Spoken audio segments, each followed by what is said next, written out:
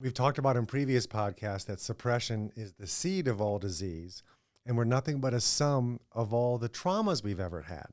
So I like to, when I talk about brain health, we mentioned that we're wired for success when we're born, most of us at least. Right. And then we're programmed for failure, based on life experiences and our mindset going into traumas, how healthy we got through the trauma, how we look back at that trauma and what that means to us.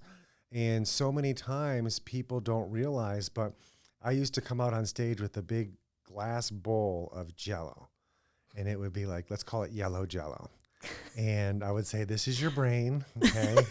And we put it on the table, and then we take a bunch of hot marbles and throw them into the bowl in different directions, Gosh, yes. and then fill the tunnels with milk. I love it. Oh And my so you gosh. got all these little wormholes going through your brain. And I say, everybody, we're nothing but a sum of all the traumas we've ever had. Wow. This tunnel here was when your parents got divorced when you were just a little kid. Yep. This is when you broke your leg and missed summer vacation, had to stay in bed all summer long.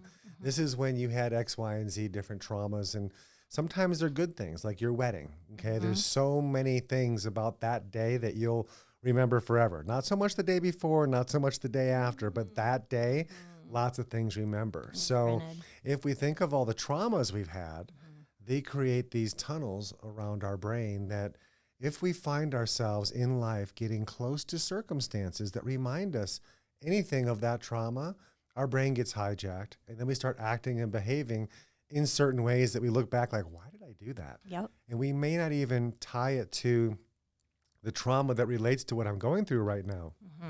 But I still lost my cool. I let, my emotions get the best of me and so forth. So when we do neurofeedback training, we try to target those areas of the brain and allow new tissue to grow in to, in essence, kind of fill the tunnel in or cover the heat, like potholes in the street, right?